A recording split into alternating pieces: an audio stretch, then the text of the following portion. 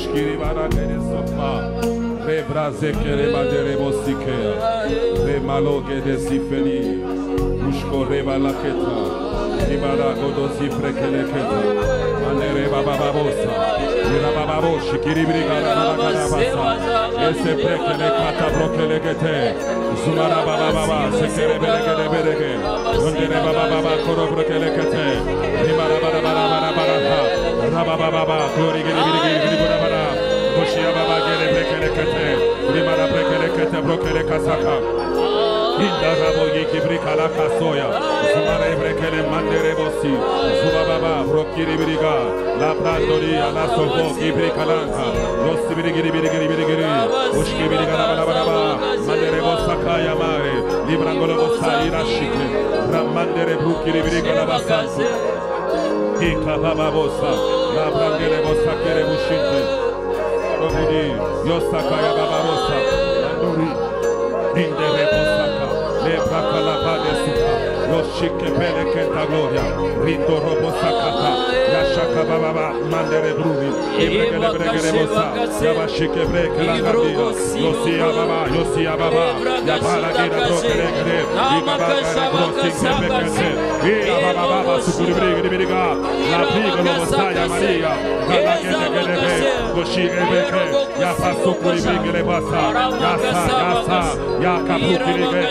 La Raga Gondoria Carabo Inga Brokele Gedesa, Yoshike Menderebea, La Bracala Baracatescu, Mushkiri Biri, La Barabara, Yaturi Birigasa, Yasia Mane, Yabrandele Okori, Le Brekele Gedese Kerebere, Le Brekele, Oshika Baba, Manderi, Arosukurigia, La Bracala Bandere Bosike, Osana, Ibragiri, La Bragere Bushkiri Birigara.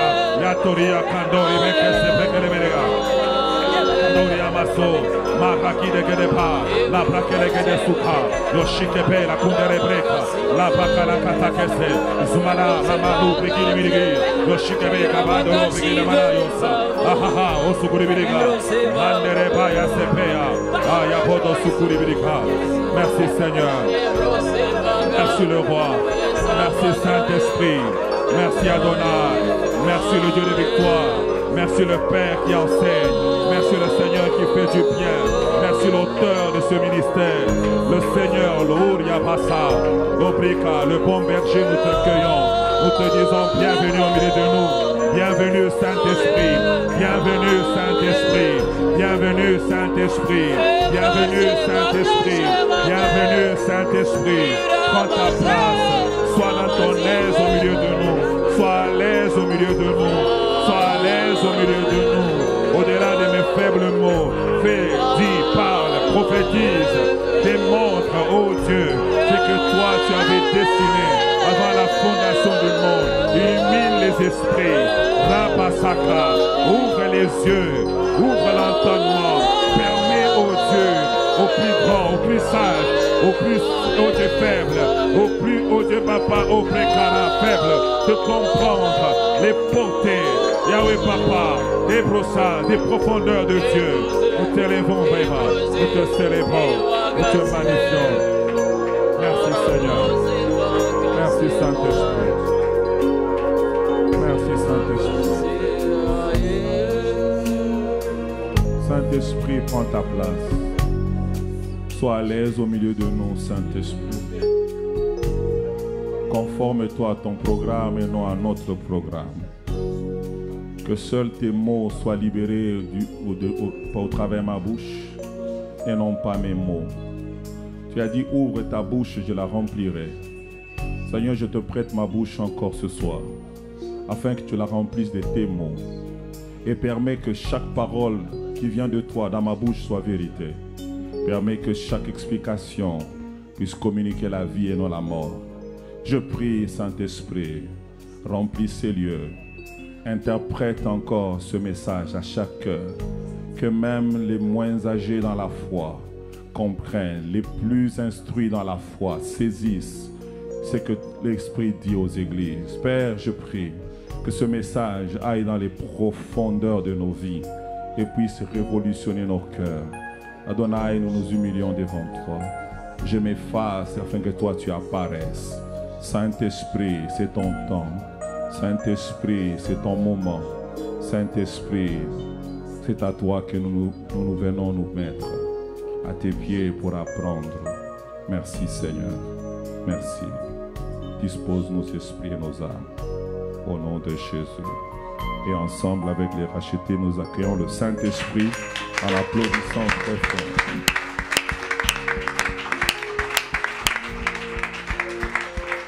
Amen. Gloire au Seigneur, nous pouvons prendre place. Que Dieu vous bénisse. Merci l'équipe de louange, que Dieu vous bénisse. Alors, je suis béni de vous voir. Ok, je pense qu'il y a des gens qui ne répondent pas comme si... Vous allez bien? D'accord. Ça fait du bien de vous voir. On est édifiés. Alors ce soir, j'aimerais m'efforcer d'aller terminer ce grand message que Dieu nous a mis à cœur. Je sais qu'il y a beaucoup de choses à dire. On pourrait en faire un séminaire d'1 mois, mais nous avons voulu, par la grâce de Dieu, de le faire dans ces 3 heures que nous avons eues ce mois. Alors, j'aimerais qu'on lise encore 3 textes. On va aller dans Éphésiens, notre texte de base, chapitre 6. Pour ceux qui viennent d'arriver aujourd'hui, nous sommes en train de parler sur les réalités du combat spirituel. Les réalités du combat spirituel. Je lirai Éphésiens chapitre 6, versets 10 à 18. Ensuite, je vais lire Joël chapitre 4, verset 9. Et je vais lire le 3e texte dans Romains 8, 37. Donc, ça va nous aider à mieux amorcer et terminer. La Bible dit, « Au reste, frères, fortifiez-vous dans le Seigneur, par sa force toute puissante. » L'apôtre commence ce récit en nous demandant de nous fortifier dans le Seigneur. Dieu ne demande pas qu'on puisse tirer notre force de nos gènes, de nos capacités ou de, je ne sais pas, de notre intellect, de la théologie. Mais il dit, fortifiez-vous dans le Seigneur.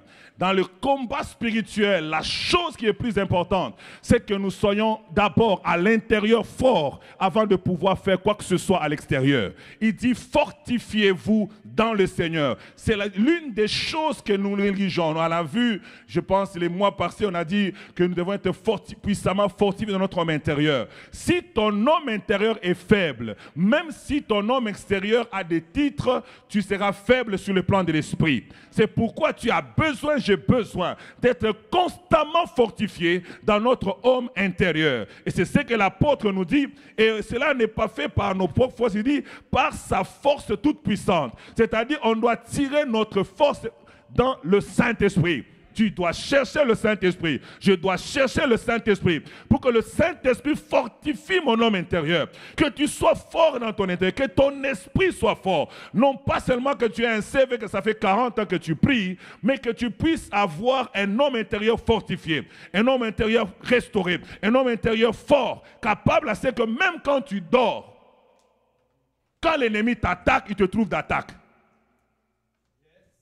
Oh.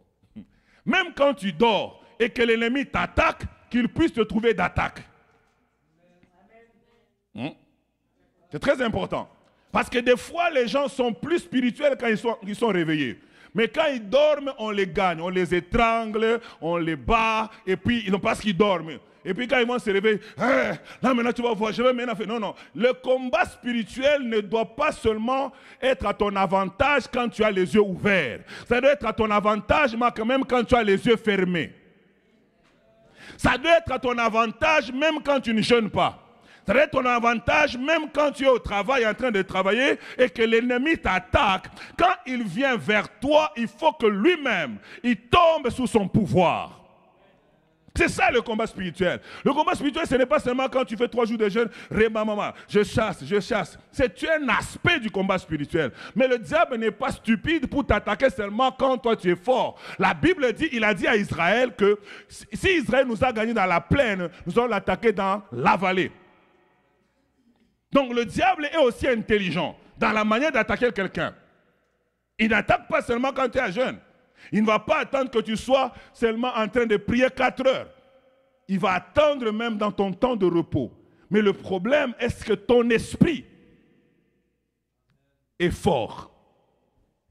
Parce que si ton esprit n'est pas fort et que c'est juste que tu utilises des termes quand tu es éveillé, à ce moment-là, tu as une partie de toi qui ne va pas comme il faut.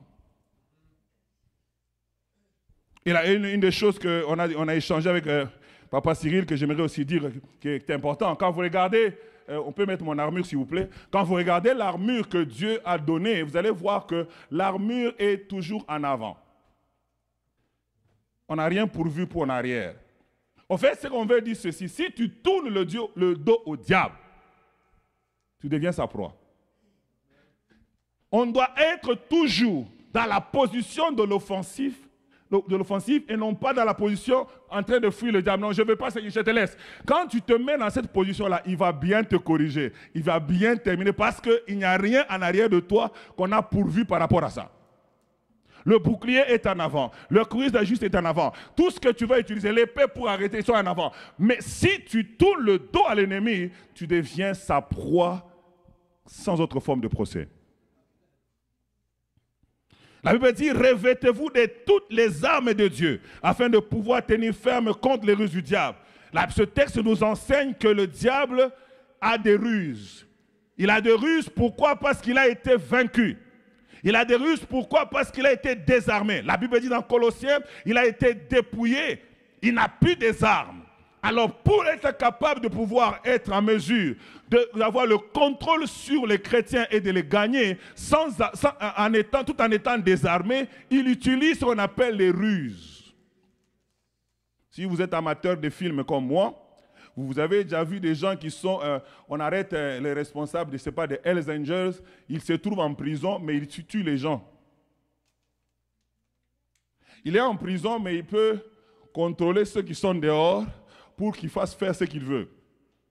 C'est qu'un gars, c'est comme ça que le diable est. Il est comme le responsable de la mafia qui se retrouve en prison. On l'a déjà lié, il n'a pas de pouvoir, mais il a les ruses pour faire que même les gardiens qui sont avec lui sont en train de pleurer, d'avoir peur de lui, bien qu'il est en prison. Et c'est ce que le diable fait. C'est ce qu'on appelle, il utilise les ruses. Il a des ruses qu'il utilise pour nous amener à être toujours à sa merci, bien qu'il a été dépouillé il y a 2000 ans à la croix de Golgotha. C'est pourquoi on a besoin d'avoir la révélation et la sagesse pour être en mesure de discerner qu'ici, il y a le doigt de l'ennemi. Ici, ça, ce n'est pas Dieu. Ici, ça, ce n'est pas un conseil de Dieu, mais c'est quelque chose que le diable utilise pour me sortir. C'est pourquoi, de la même bouche que Pierre a dit, tu es le Messie, le Fils du Dieu vivant, le diable a fait sa ruse pour que de la même bouche sorte quoi? Que tu ne partes pas à Jérusalem. Quand on regarde ce conseil-là, c'est un bon conseil. Ça montre l'amour qu'on a pour son maître. Mais derrière le conseil, il y avait une ruse pour empêcher quelqu'un d'accomplir la vision de Dieu. Tout bon conseil ne signifie pas la volonté de Dieu. Le diable peut passer par un bon conseil. Un frère bien... Papa, ma fille, assieds-toi un peu, j'ai un bon conseil. Et la personne, tu vois, une personne respectueuse, un bon papa qui te donne un bon conseil. Mais dans sa bouche, c'est le diable qui parle. Et si tu n'as pas la maturité et le discernement pour dire que ici, ce n'est plus mon papa tel qui me conseille, mais c'est le diable qui est en train de parler pour m'empêcher d'entrer dans ma destinée, tu risques de tomber dans ça. C'est pourquoi on dit que le diable est rusé. C'est pourquoi Jésus, lui, ayant le discernement, lorsque le diable attaque avec cette forme, vous voyez, il a attaqué dans le désert, il a attaqué directement. Mais quand, plus tard, il attaque par Pierre, il passe sous couvert. Mais Jésus était capable de le reconnaître quand il venait en face, mais aussi quand il venait sous couvert. C'est pourquoi Jésus dit, éloigne-toi de moi Satan. Il n'a pas dit, éloigne-toi de moi Pierre, mais éloigne-toi de moi Satan. Parce qu'à cet instant T, il a pu comprendre que ce n'est pas Pierre qui parle, mais c'est un esprit qui parle derrière Pierre. Dans lequel but? De m'empêcher d'accomplir ce pourquoi je suis né. Je suis né pour mourir. Je ne suis pas né pour vivre. Nous naissons pour vivre, mais Jésus était né pour mourir. Et c'était ça, sa vision, sa mission. Et le diable s'est caché derrière ça. C'est pourquoi la Bible dit, Vu qu'il y a beaucoup de ruses du diable, le Seigneur nous donne une recommandation. Il dit quoi? Revêtez-vous de toutes les armes de Dieu. Pas une partie, pas celle qui nous intéresse, pas celle qui nous fait plaisir, mais toutes les armes de Dieu. Jusque-là, c'est bon? Et nous avons étudié ensemble, pour aller vite, nous avons vu qu'il faut prendre conscience que le combat spirituel est une réalité. Que tu l'acceptes, que tu ne l'acceptes pas, que tu y crois, que tu ne crois pas, c'est une réalité. Le combat spirituel est une réalité. Regardez, quand le diable veut tuer un enfant, il le défigure. Pour quelle raison? Pourquoi il ne peut pas juste l'enfant, il dort et puis il meurt? Non, il peut le défigurer. Un accident, pas, il défigure l'enfant. Pourquoi? Parce que le diable sait l'impact de cet accident-là sur la vie de celui qui est le porteur de l'enfant. Donc, les combats spirituels sont une réalité. Et la deuxième chose qu'on a vue la semaine passée, c'est pour dire, la Bible dit dans le texte que, je n'ai pas encore lu ça, mais dans Joël, je vais le lire pour que je paraphrase vite. Joël 4, verset 9, qu'est-ce que la Bible dit? On dit, publiez ces choses parmi les nations, préparez la guerre. Dieu demande qu'on prépare la guerre. C'est-à-dire, il y a une nécessité de la préparation. Parce que le diable est rusé, on ne peut pas rester là sans rien faire. Nous devons nous préparer. Et quand on doit se préparer, la préparation implique quoi? C'est ce que l'apôtre Paul dit, qu'on doit être revêtu de toutes les armes de Dieu. On ne se revêt pas des armes de Dieu quand on est sur le champ du combat. On est à la maison, on se prépare et on se revêt. Maintenant, on va sur le champ, le champ de bataille. De la même manière, nous aussi, nous devons nous revêtir. Et nous avons expliqué, c'est que plusieurs personnes, même moi j'avais fait ça, quand nous étions encore dans notre temps d'ignorance, quand on priait, Seigneur, je me réveille du casque du salut. Je porte les ailes de l'évangile de paix. Je porte la vérité. Ce n'est pas comme ça, les amis. Si tu les portes, tu les avais enlevés quand?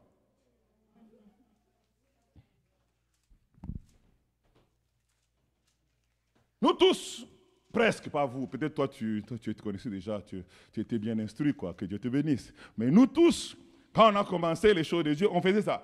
Je me réveille, un casque, je me réveille. Alléluia. On transpire, on pense que c'est comme ça marche. Ce n'est pas comme ça du tout. Toutes les armes que nous avons vues, l'apôtre nous dit que nous devons avoir des armes offensives et des armes défensives. Et Éphésiens chapitre 6, je vais aller là, et pour que j'avance avec mon message. Les médias ont des problèmes encore avec les écrans, et surtout, ici ça marche, profitez de ça. Alors, donc, pour se préparer au combat spirituel, nous devons nous revêtir des armes offensives et des armes défensives. Et je nous ai dit que ce qui est plus important, où Dieu nous montre que c'est plus important d'avoir les armes défensives. Parce qu'on ne sait pas à quel moment le diable nous attaquera. On a besoin, je viens de dire, tu peux être en train de dormir, il peut t'attaquer. Et tu as besoin de t'assurer que les armes offensives et plutôt défensives soient en bon état, soient là à tout moment. Et les armes défensives, c'est quoi? Je les cite rapidement. C'est ce que nous lisons dans Éphésiens 6. On dit la vérité pour ceinture, la cuirasse de la justice, le zèle que donne l'évangile de paix, le bouclier de la foi, le casque du salut, ainsi que l'épée de l'esprit de la parole de Dieu. Ces 6 choses sont les armes défensives. Alors, maintenant on dit, pasteur, comment on va avoir ces armes-là? Comment on les porte? Ces armes, ça fait partie de ta conduite. Ça fait partie de ton comportement. Ça fait partie de ton caractère. Tu ne vas pas dire, je me réveille, mais il faut vivre dans la vérité. Ce n'est pas en se réveillant. Seigneur, je me réveille du casque du salut. Là, maintenant, tu as le salut. Non, le salut, tu l'as. Maintenant, il faut avoir ce qu'on appelle l'assurance du salut. Pour que quand même le diable t'attaque par rapport à est-ce que tu es vraiment sûr que tu es converti avec ce genre de langage, tu dis je sais et je sais et je sais que je suis converti.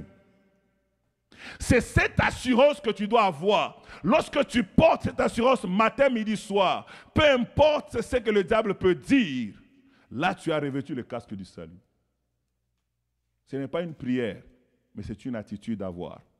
C'est un comportement à manifester. Quand on dit que j'ai la vérité pour ceinture, c'est marcher dans la vérité de l'évangile. Ce n'est pas en disant une prière de 2 minutes et 30 secondes, je porte la vérité pour ceinture que toute ta vie est changée. Non, c'est un caractère, c'est un comportement, c'est une attitude. Comment tu vis avec Dieu au quotidien, c'est ça qui détermine. Ce n'est pas en transpirant, en citant les choses dans la prière que ça se vient sur toi automatiquement. C'est ton style de vie. Parce que quand tu deviens chrétien, Jésus te révèle de ces choses. Parce que la Bible dit, nous sommes participants de la nature divine. Maintenant, ce qui nous manque, c'est quoi? C'est de pouvoir enlever ces choses que nous avons en nous et de les manifester. Alléluia. Donne un exemple. Un enfant qui est né, mais qui est une fille. Est-ce que quand elle va grandir, Dieu viendra encore créer les éléments nécessaires pour qu'elle soit une femme? C'est-à-dire qu'elle ait tous les éléments pour porter des bébés. Et c'est comme ça que ça marche? Mais pourquoi on ne les voit pas? C'est déjà en elle. Mais plus la personne continue, à un moment donné, ça commence à se manifester. C'est la même chose. Quand tu acceptes Jésus-Christ comme Seigneur et Sauveur, il te révèle de sa nature. Et dans sa nature, c'est pourquoi la Bible dit la cuirasse de la justice. La justice, ce n'est pas ta justice à toi. C'est la justice de Dieu que Dieu te justifie. Il te donne cette justice-là. Maintenant, toi et moi, nous devons le manifester dans notre caractère tous les jours. Nous devons le manifester dans notre comportement tous les jours. Ces choses sont en nous. C'est à nous de les manifester. C'est pourquoi il dit revêtez-vous. Pour dire c'est ta responsabilité. Ça existe en toi, mais si tu refuses de les manifester, ça ne se manifestera pas. Parce que Dieu ne nous a pas créés comme des robots. Il nous a créés comme des personnes ayant une volonté. Si tu es devant une situation, tu dois manifester la vérité. C'est toi qui décides de mentir ou de ne pas mentir. C'est toi. Comme, on t'a trouvé avec du sucre. Non, c'est pas moi. Pourquoi? Parce que tu veux échapper à une situation. Et comme on parlait avec un pasteur, on a dit, on a constaté que les chrétiens mentent. Aïe! Les chrétiens, tu les appelles. Pourquoi tu n'es pas venu au culte? Pasteur, j'avais mal au dos. Et puis, maman Clarisse l'appelle. Pourquoi tu n'es pas venu au culte? J'avais eu de la visite.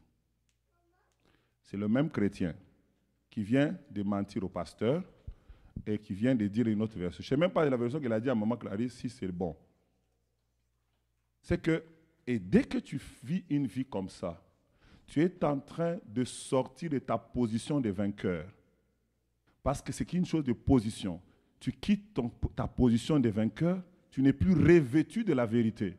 À ce moment-là, l'ennemi trouve un accès pour te toucher. La Bible dit que, c'est qui le roi là? Akab a été atteint par une flèche lancée au hasard au défaut de la cuirasse. Il avait toujours les armes offensives. Mais ce qui est un problème, pourquoi ça l'a atteint malgré les armes offensives, c'est le défaut de la cuirasse. Il y a plusieurs chrétiens qui jeûnent, qui prient. Plusieurs personnes qui sont à l'intercession, qui sont dans les jeûnes et prières, qui font 21 jours. Mais quand on regarde leur vie, le diable arrive à les atteindre facilement. Pourquoi? C'est un problème de comportement. Plusieurs chrétiens sont dans des prières. Ils vont quitter ici, on dit qu'il y a une prière à l'église Char de Feu. Ils vont aller prier là-bas. On dit que non, à Montréal, il y a une retraite. Ils vont aller faire là-bas. C'est bien tout ça. La prière, c'est dans l'offensive. Mais si tu es dans l'offensive et que tu n'as pas le défensif, tu deviens vulnérable devant le diable. C'est comme ça que plusieurs parlent en langue, mais le diable les chicote pareil. Les fils de Séva. Les fils de Séva ont dit quoi? Au nom de Jésus, ils ont utilisé le nom de Jésus.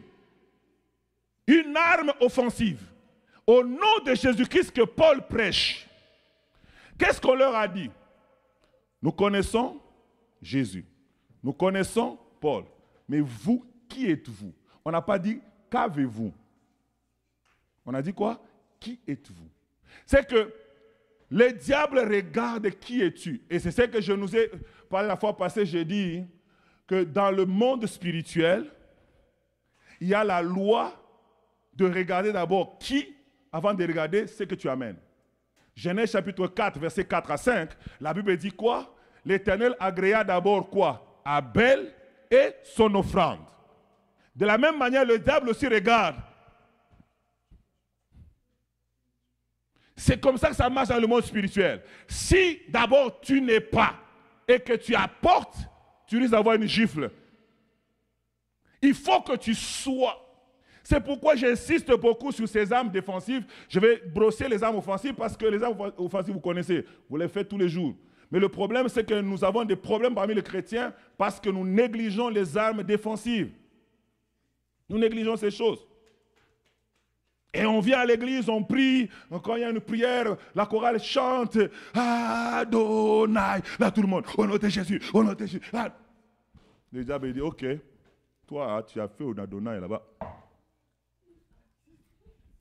Et on va voir les gens qui disent, pasteur, plus je prie, plus j'ai des problèmes. Le problème, c'est que nous avons tous une contre-attaque du diable. Mais la différence, c'est quand le diable contre-attaque l'église, il trouve que toi, tu n'as pas des armes défensives. Nous tous, nous avons des contre-attaques. Quand le diable dit, je veux contre-attaquer mes dans la restauration, il ne choisit pas certains. C'est nous tous. Mais le problème, c'est que toi, tu es dénudé des armes défensives. Tu as besoin de la parole. Tu as besoin du zèle. J'ai insisté sur le zèle la fois passée et j'aimerais repasser rapidement. Allez suivre la vidéo pour les autres. Et nous avons parlé des armes maintenant offensives. C'est quoi les armes qu'on doit utiliser à l'offensive? Premièrement, c'est la parole de Dieu, l'épée de l'esprit. L'épée est encore en même temps pour la défense, mais aussi pour l'offensive. Et la deuxième chose, c'est les prières. La Bible dit au verset 18, faites en tout temps par l'esprit toutes sortes de prières. Quand nous sommes des hommes de prière, nous avons l'avantage sur le diable. C'est pourquoi la Bible dit que le diable n'aime pas qu'on prie. Quand on prie, quand le diable a vu que Jésus est entré en prière, il est venu l'attaquer parce qu'il comprend que ce gars est en train de dégager certaines choses. La prière est importante. Mais ce que j'aimerais insister, c'est que la Bible dit, faites en tout temps par l'esprit. Par l'esprit. Et je nous ai fait remarquer encore au niveau des armes, quand on parle de l'épée, on a dit que c'était l'épée de quoi? De l'esprit. C'est-à-dire qu'on n'utilise pas n'importe quel verset de la Bible face à une attaque. On laisse le Saint-Esprit t'inspirer le verset que tu dois utiliser. Il ne faut pas que pour tous les malades, tu commences à te mettre sur... Non, ça ne marche pas comme ça. Ça ne va pas fonctionner. Il y a des personnes à qui Dieu a donné un verset autre. Et ça a produit la guérison. Parce que l'arme que tu dois utiliser doit être l'épée de l'esprit. C'est l'esprit qui dicte quelle est l'épée que tu utilises. Ce n'est pas juste prendre un verset, tu ouvres ta Bible et tu dis, Seigneur, parle-moi, tu ouvres mes Bible.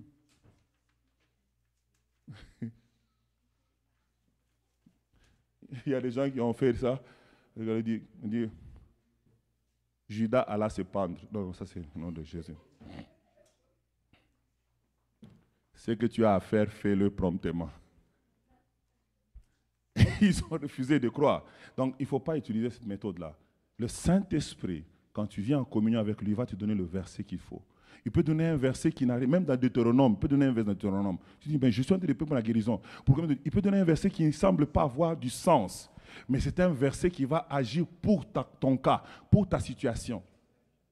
Et de la même manière pour la prière, la Bible le dit, faites en tout temps par l'Esprit.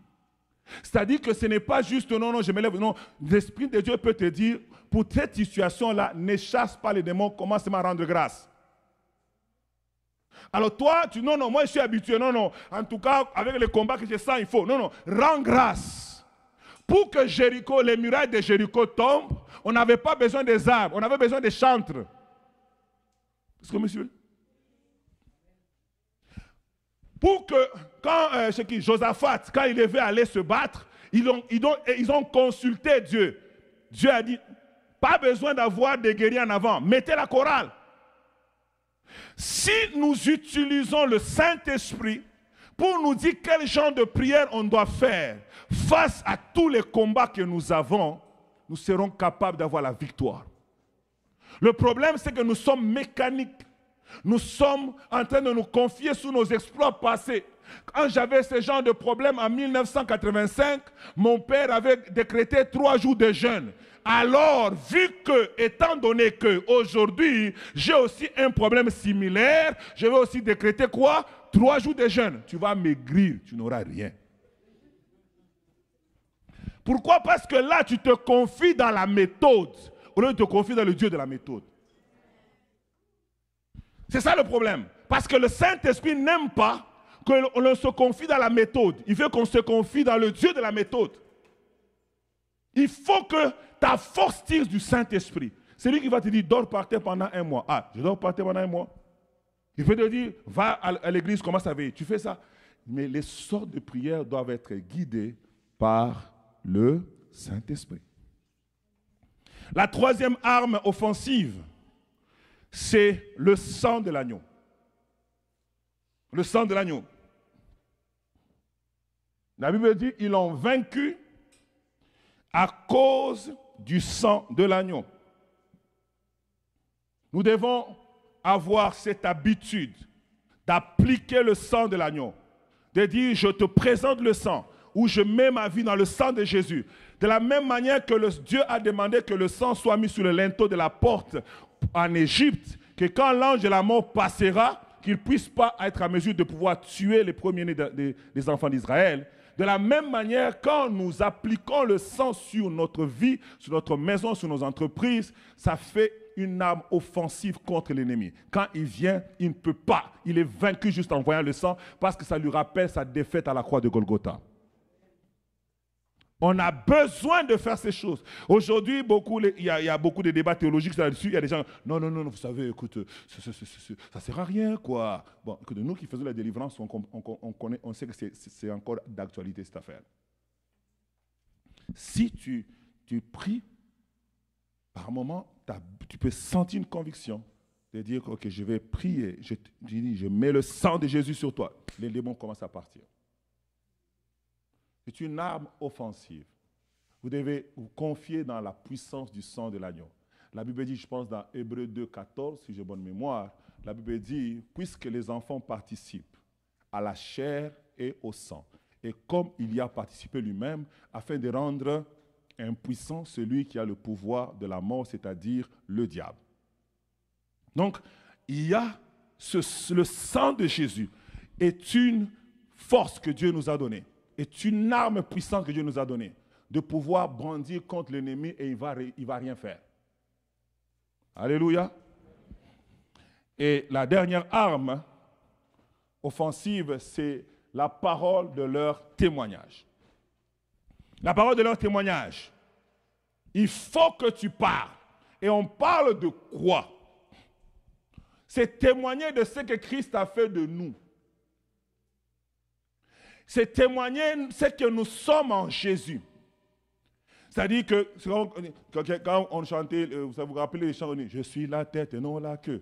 Les démons ont peur de moi. Ah, vous ne connaissez pas ça? Ah, il n'y a que...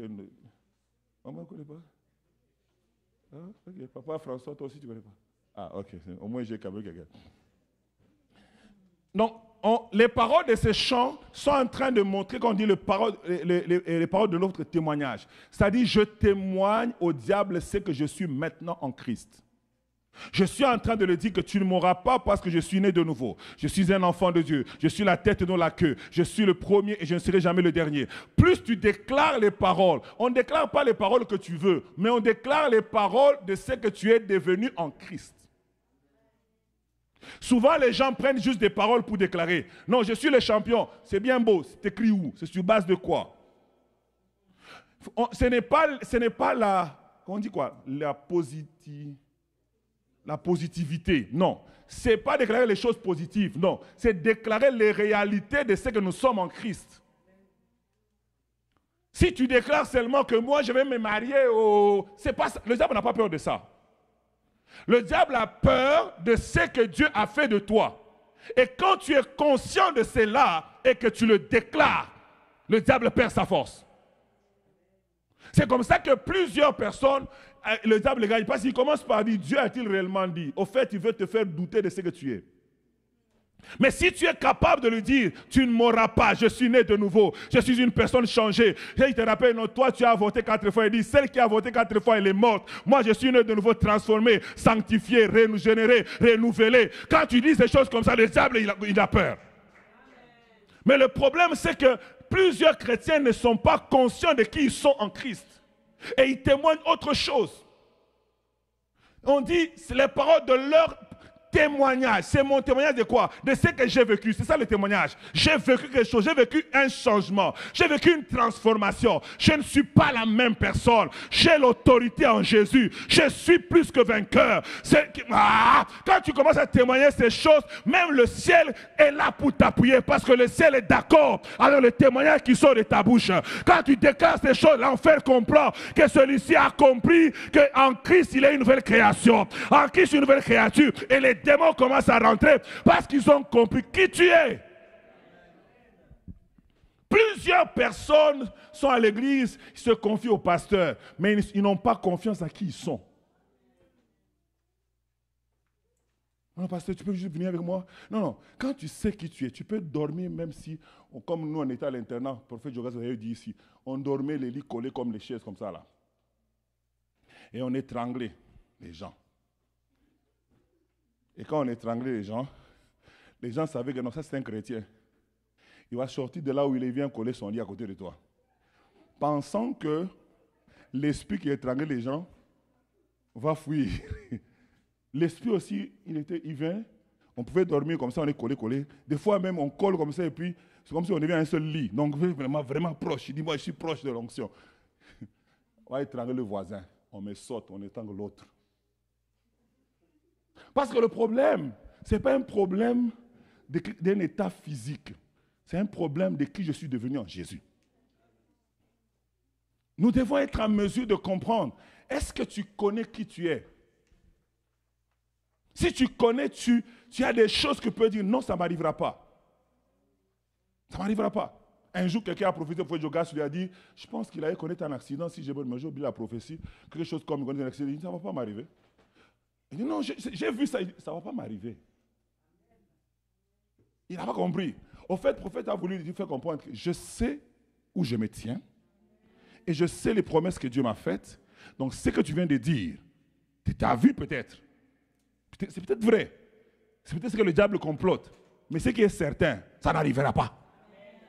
Parce qu'il se tient sur les paroles de son témoignage. Le témoignage de ce que Dieu a fait en lui et Dieu a fait de lui. Nous devons être capables de prononcer ces paroles. C'est pourquoi la Bible dit les paroles de vos témoignages. Donc, ça ne doit pas juste je les pense, je dois le prononcer. C'est pourquoi il a demandé à Ève. Il voulait qu'elle prononce. Dieu a-t-il réellement dit? Si Ève lui avait dit oui, avec assurance, il allait fuir. Mais quand il a demandé, elle va dire, en tout cas, je n'étais pas là. Il avait dit ça à mon mari. Donc je pense que dès qu'il a commencé, il a vu que non, cette personne n'a pas l'assurance de ce qu'ils sont. Il a dit, je vais vous donner un secret, vous serez comme Dieu, alors qu'ils étaient déjà créés à l'image de Dieu. Parce qu'ils ignoraient leur identité, c'était très facile de les fragiliser. De la même manière, le diable sait. Il dit, est-ce que toi tu penses vraiment, toi tu vas te marier? Déjà dans ta famille, il y a ça. Et la famille, il y a ça. Ta tante, là, ta vie, ça fait, elle a fait même, elle a maintenant Kanesh. Toi-même compte. Là, tu commences à compter. 39,5. Ah, je t'ai vu. Va attendre 40, il n'y aura rien. Et toi, tu penses que toi, tu vas y arriver? Nous, on est forts, hein? Et là, tu commences à dire, ah, je ne sais pas. Je ne sais pas.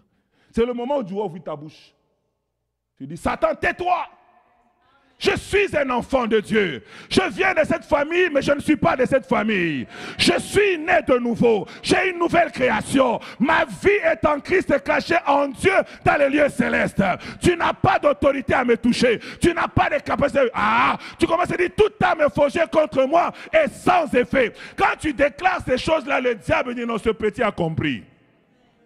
Le problème, c'est que nous ne disons rien. Et une bouche fermée est une destinée perdue.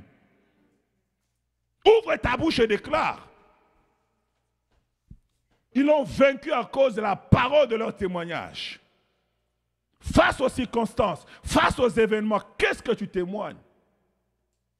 Est-ce que tu témoignes ce que tu vois ou tu témoignes ce que tu es?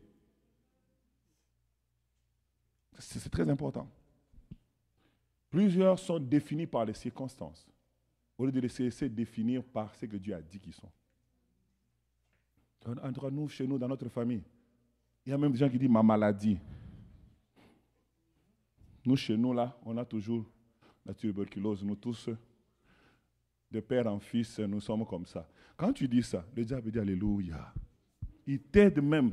Même s'il avait oublié la tuberculose de votre famille, hey, il vient de l'appeler, donnons-lui. Tu dois dire non. La maladie est illégale dans mon corps. Elle n'a pas sa place dans mon corps. Parce qu'à la croix, Christ a dit, tout est accompli. Plus tu dis ça, plus tu as la victoire. Qu'est-ce que tu dis de ta bouche? Qu'est-ce que tu dis de ta bouche? Alors j'aimerais terminer la dernière partie aujourd'hui de vivre en vainqueur dans le combat spirituel. On a montré comment il faut se préparer. Qu'est-ce qu'il faut faire? Il faut vivre en manifestant la nature de Dieu. C'est ça les armes défensives et on doit utiliser les armes offensives qu'on a citées. Maintenant, vivre en vainqueur, c'est que le diable, il nous attaque, il peut partir et puis il revient à la charge. La Bible dit, après avoir tenté Jésus, il a fait quoi? Il a dit, je reviens dans un moment favorable. Donc le vœu de Dieu, c'est que même quand il revient, que tu sois encore vainqueur. Ce n'est pas qu'aujourd'hui tu l'as gagné, demain il te gifle. Non, ce n'est pas une histoire de ping-pong. Non, c'est une histoire que même s'il revient 350 fois, tu es toujours vainqueur. C'est ça que Dieu veut. Alors pour y arriver, j'ai 4 conseils pour nous. Ils vont nous aider à y arriver. L'apôtre Paul dit que nous avons été plus que vainqueurs par celui qui nous a aimés. Jésus a fait de nous des plus que vainqueurs. Et Jésus, c'est un statut. Mais dans notre vie quotidienne, par moments, le plus que vainqueur, on ne le voit pas. Hein, on dit, hey, moi, je suis plus que vainqueur. On chante ça, mais quand on regarde notre vie, je suis plus que défaitiste. Mais Dieu veut qu'on soit plus que vainqueur. Que ça ne soit pas juste un verset que nous disons quand nous prêchons. Que ce ne soit pas juste un verset que nous disons aux païens ou que nous chantons dans les cantiques. Pour y arriver, il y a 4 conseils pour nous. Le premier conseil, c'est être un disciple. Vous allez dire, papa, je connais ça. Oui, mais il faut l'être, il ne faut pas juste le savoir. Être un disciple. Plusieurs personnes marchent, mais ne marchent pas en disciple. Un disciple, c'est une personne qui a un maître, qui marche d'après les instructions du maître. Beaucoup ont Jésus comme sauveur, mais ne l'ont pas comme Seigneur. Être un disciple, c'est être en mesure de marcher en considérant Jésus comme son Seigneur. C'est-à-dire quand Jésus te dit ne fais pas telle chose, tu obéis. C'est-à-dire que quand Jésus te dit je ne veux plus que toi tu fasses ça, tu ne le fais plus. Au fait, tu comprends que ta vie n'est plus conditionnée par ce que tu veux. Ta vie est déterminée par le choix de ton maître. Mais plusieurs chrétiens, au prix de la liberté en Jésus, vivent le libertinage. Plusieurs chrétiens, vous allez dire, vous avec vos lois là, il y a trop de lois. Il n'y a pas de loi. Il y a quelqu'un qui accepte de marcher selon le conseil de son maître. Vous savez, il y a des choses que Dieu peut demander à Marie qu'il ne m'a pas demandé à moi. Il peut dire à Marie, à partir d'aujourd'hui, tu ne porteras plus de bijoux. Ce n'est pas que Marie va commencer à nous prêcher, il ne faut pas porter des bijoux. Mais c'est qu'une affaire de Marie et Dieu. Il a dit à Samson qu'il ne faut pas couper les cheveux. il a dit à Moïse d'avoir un bâton. Chaque personne avait quelque chose de particulier. Ça symbolise juste le fait que tu es sous un maître. La question que je nous pose, es-tu sous un maître? Où tu vivotes, où je vivote. Je me lève le matin, je vis comme je veux. Je fais ce qui me tente. J'aimerais nous faire comprendre. Jésus nous a sortis de l'esclavage du monde pour qu'on devienne esclaves de Dieu. Et plusieurs chrétiens ne veulent pas ça. Ils veulent vivoter. Ah, nous sommes libres en Jésus. Hey, nous sommes libres en Jésus. C'est comme ça que l'ennemi nous atteint facilement. Parce qu'on ne marche pas en disciple. Un disciple, ça écoute. Luc 6, verset 46. On peut nous mettre ça. Un disciple, ça écoute. Mais nous n'écoutons pas. Nous ne sommes pas à écouter les conseillers, mais nous n'écoutons pas le maître auprès de qui nous avons mis nos vies. La Bible dit, pourquoi m'appelez-vous quoi? Et vous lisez avec timidité. Lisez bien. Pourquoi m'appelez-vous Seigneur, Seigneur, et ne faites-vous pas ce que je vous dis? Quand on l'appelle sauveur, c'est qu'il nous secourt. Oh, j'ai besoin d'argent, j'ai besoin du travail, j'ai besoin de mon papier d'immigration. On aime l'appeler comme sauveur. Mais il dit, quand vous m'appelez Seigneur, ça ne doit pas être un slogan. Appeler Seigneur veut dire ou implique que vous faites ce que je vous dis. Tu peux te lever le matin, tu dis ne mange pas. Je ne sais pas si vous êtes déjà arrivé à ce niveau-là, mais moi, ça m'arrive, des fois, tu te lèves le matin, tu as déjeuné. Tu arrives à midi, tu ne manges pas. Tu dis, ah, j'ai déjeuné, non? Le jeûne, normalement, étant donné qu'il fallait commencer à minuit, il dit, c'est moi qui reçoit les jeûnes. C'est moi, non? Moi, je dis jeûne maintenant. Toi, je dis, non, j'ai déjà mangé le déjeuner. Des fois, je dis que, pardon seulement. Des fois, on peut le monter, nous, lui, il connaît. Il connaît plus que toi. Il ne mange pas. Tu passes la journée comme ça, tu arrives à 22h, ok, tu peux manger. Le problème, c'est que plusieurs n'ont plus ce degré d'intimité avec Dieu pour faire de lui son Seigneur. Si tu n'arrives pas, même quand il y a un problème, il ne peut pas te conduire. Il ne peut pas te dire d'arrêter parce que tu n'écoutes pas. Parce qu'il y a des moments où Dieu te demande de jeûner, mais il ne te dit pas pourquoi. Et alors que si tu es dans cet état-là, tu te mets dans la position de vainqueur. Quand l'ennemi vient, il te trouve dans une position que tu as la force de gagner.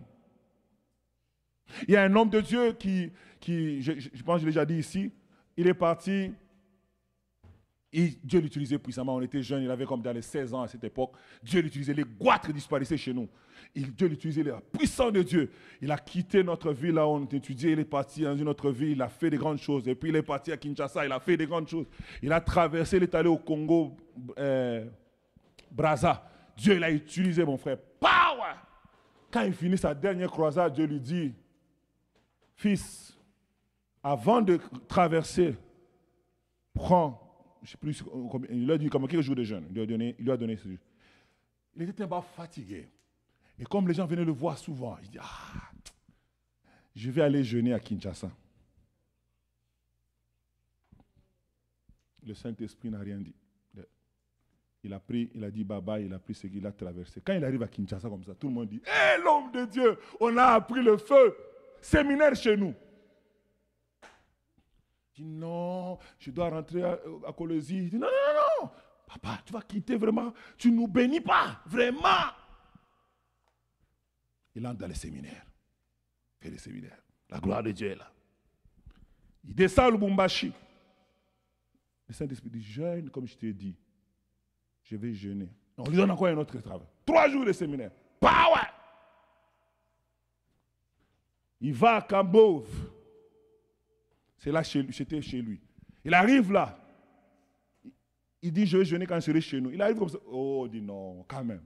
On a entendu comment le Seigneur t'a utilisé. Avec l'onction qui est là, nous tous on veut. Vous savez, souvent, des fois, même quand Dieu m'utilise, moi, quand je descends, je vais dire, ah papa, touche-moi, parce que l'onction est encore fraîche là.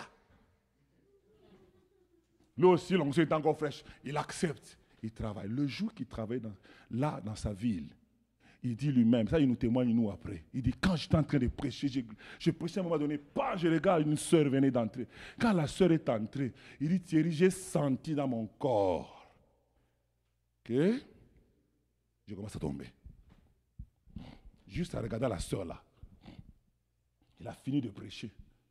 Et puis comme un mouton qu'on amène, comment on a dit, un mouton à la boucherie, il est allé voir la sœur. Ils ont parlé, et puis c'était juste parler spirituel ce jour-là. Et puis spirituel, demain spirituel, après demain spirituel, après demain, le spirituel a changé. Il a couché avec la sœur. Et il est tombé au point qu'il est revenu à fumer.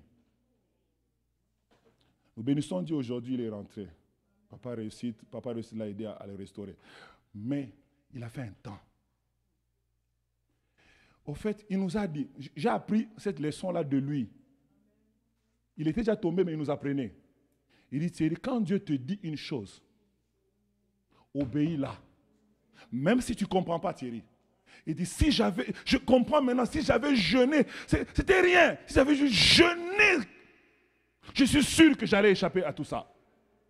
Mais je n'avais plus de force.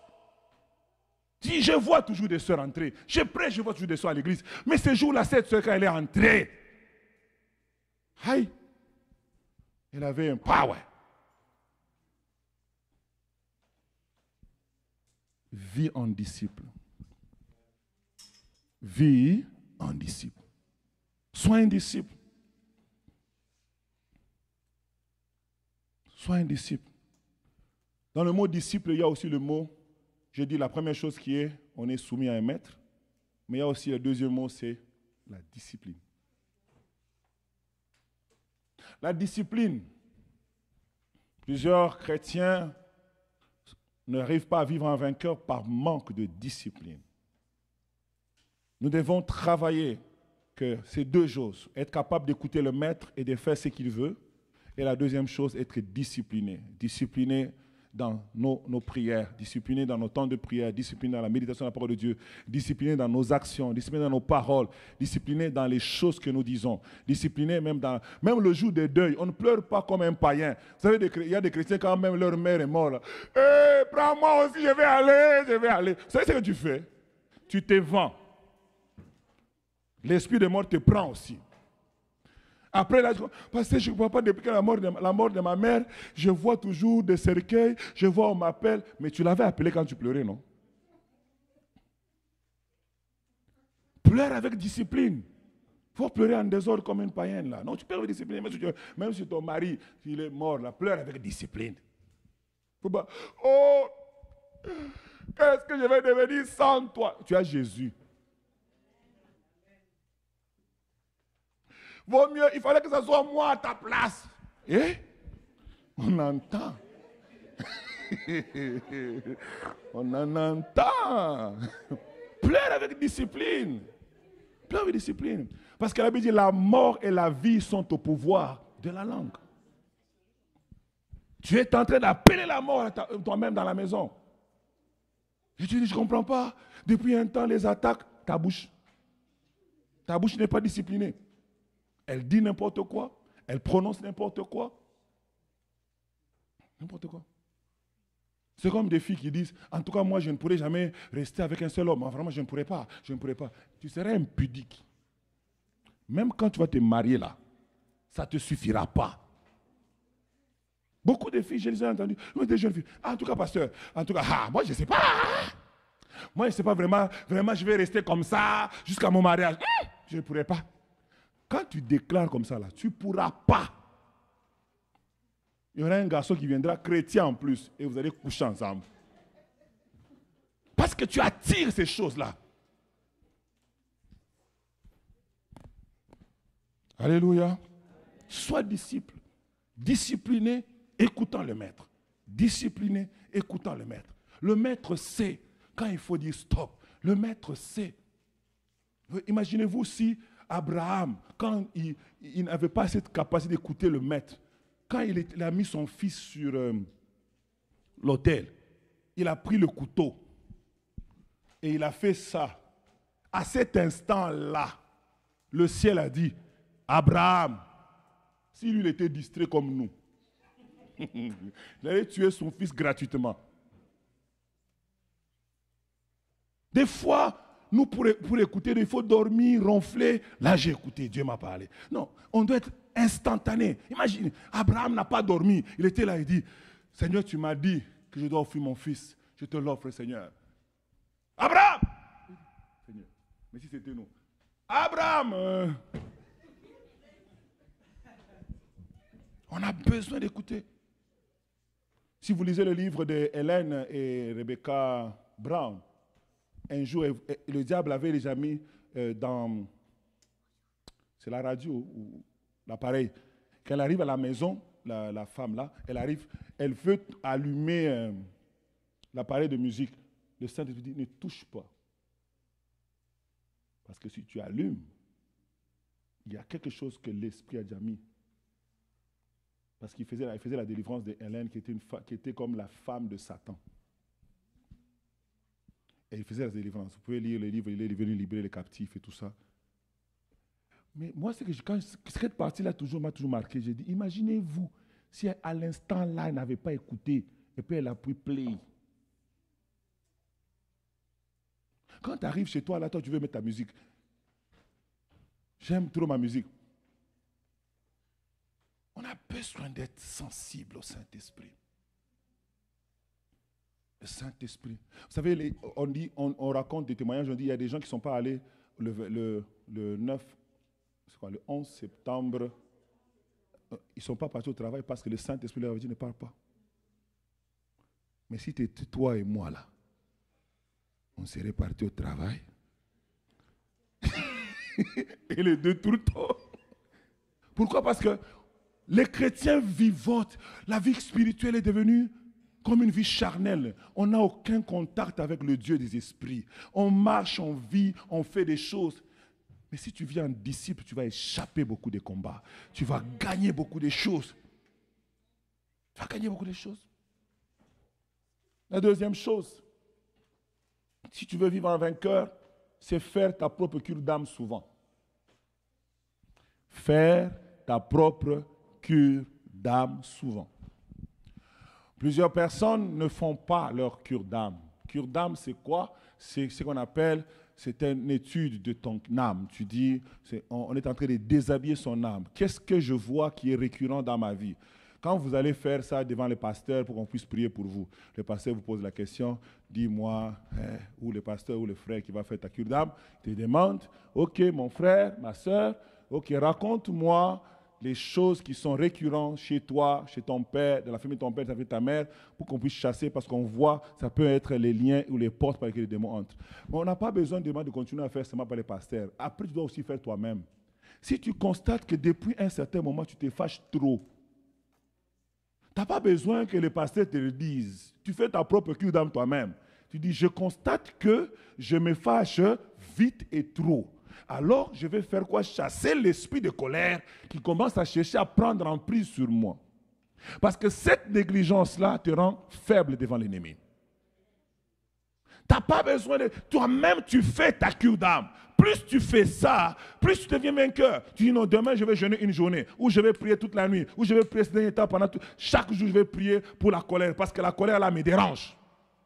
Mais le problème des chrétiens, ils peuvent avoir la colère, ils peuvent avoir le mensonge, et puis ils sont assis dessus.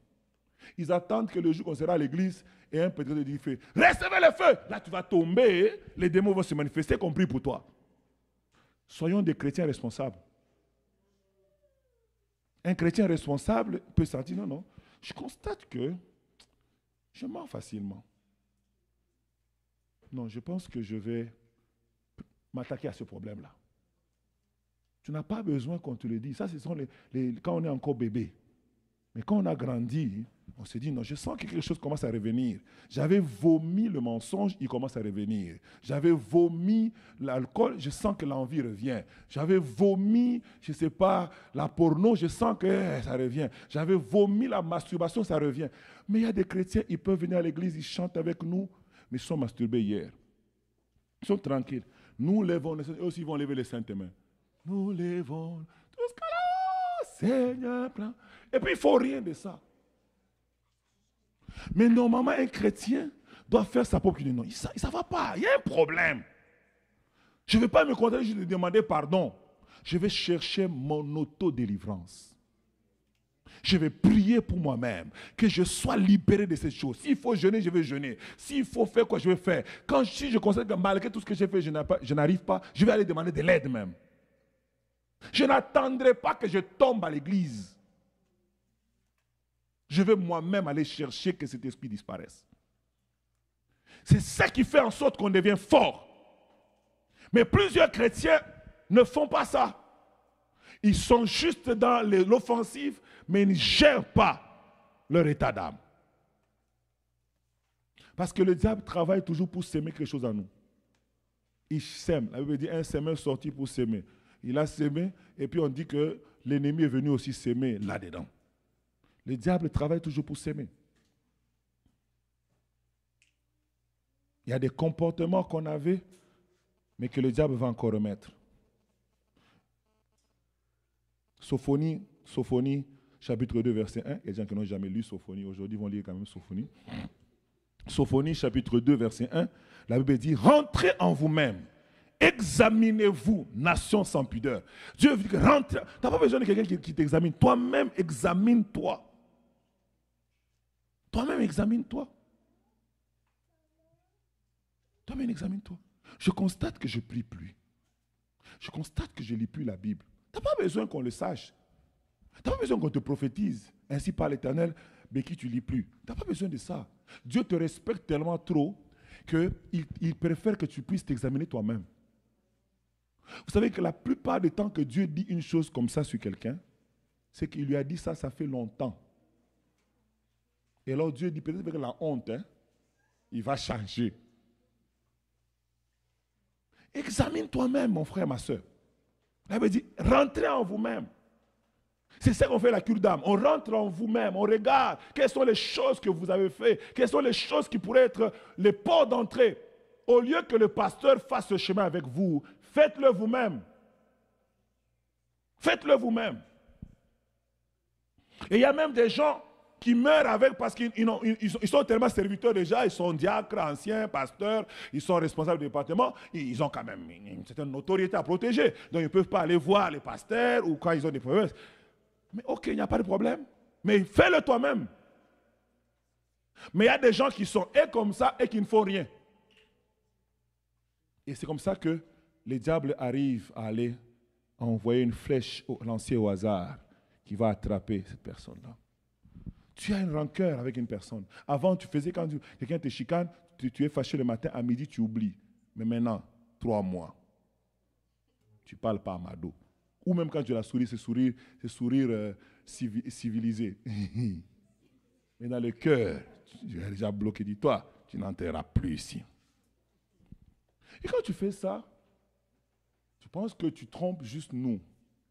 Le problème, c'est vrai, tu nous trompes nous, mais tu ne trompes pas le monde des esprits. Dieu le voit et le diable le sait. Donc quand même tu fais je suis serviteur de Dieu, le diable dit arrête, je sais qu'avec Mado vous ne parlez pas. Il connaît.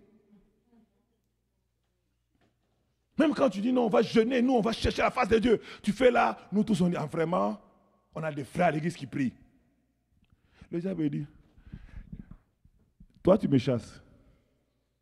N'est-ce pas avec ta belle-mère vous ne parlez pas? N'est-ce pas avec ta belle-sœur vous ne parlez pas? N'est-ce pas que tu es fâché contre ton propre père? Tu es fâché contre ta propre mère. Tu es à l'église. C'est pourquoi j'ai dit, fais ta propre cure d'âme. La dernière fois, je pense, je vous avais dit, j'ai dit qu'un jour, on était dans la délivrance avec le pasteur Eric, on priait pour quelqu'un, et à un moment, c'était coincé. On n'arrivait plus. Les démons nous résistaient. On ne comprenait pas. Jusqu'à ce que le Saint-Esprit nous a fait grâce. On a vu un cœur avec un cadenas. On a compris que le cœur de cette femme est fermé contre les gens. On a laissé la prière. Amen, amen, amen, amen. Sœur, Dieu nous dit qu'on a vu ça. Tu as des gens que tu gardes au cœur. Il faut les pardonner. On était fatigués. Après, la sœur dit oui. Je dis, mais pasteur, il faut comprendre. Il y a des gens qui m'ont fait du mal et je ne peux pas. Je dis, même Dieu va comprendre. J'ai dit, Dieu a dit que pour que la délivrance se fasse, il faut libérer ces gens. Parce qu'ils n'ont pas demandé pardon. Ils ne se sont pas excusés. Ce n'est pas ça le problème. Toi, tu dois les libérer.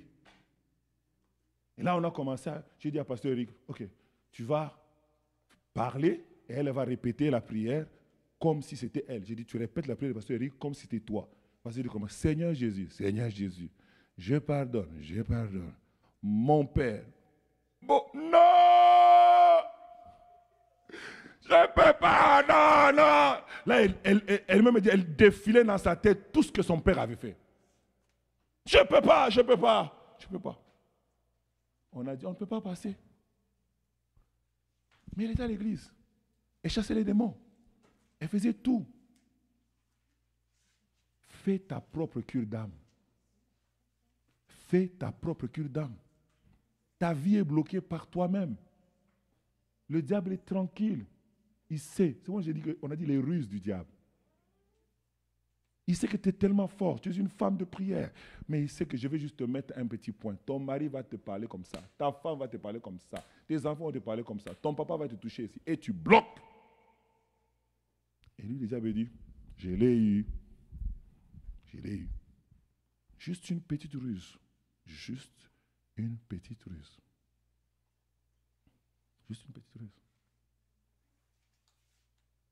Alléluia. 2 Corinthiens chapitre 13, verset 5. La Bible dit quoi? Examinez-vous vous-même pour savoir si vous êtes dans la foi. Éprouvez-vous vous-même.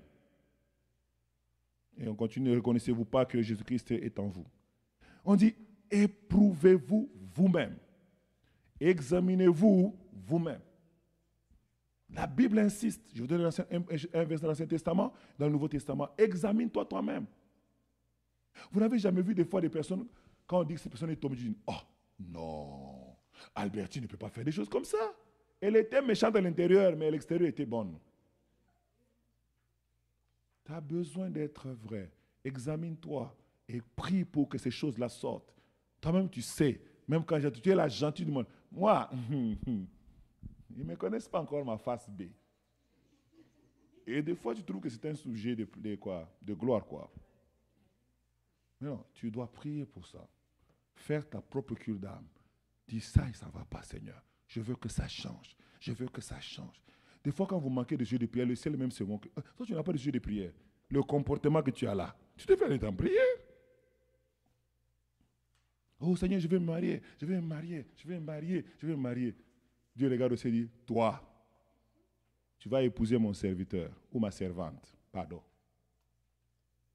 Arrange d'abord ton comportement. La troisième chose, c'est que nous devons exercer notre autorité spirituelle.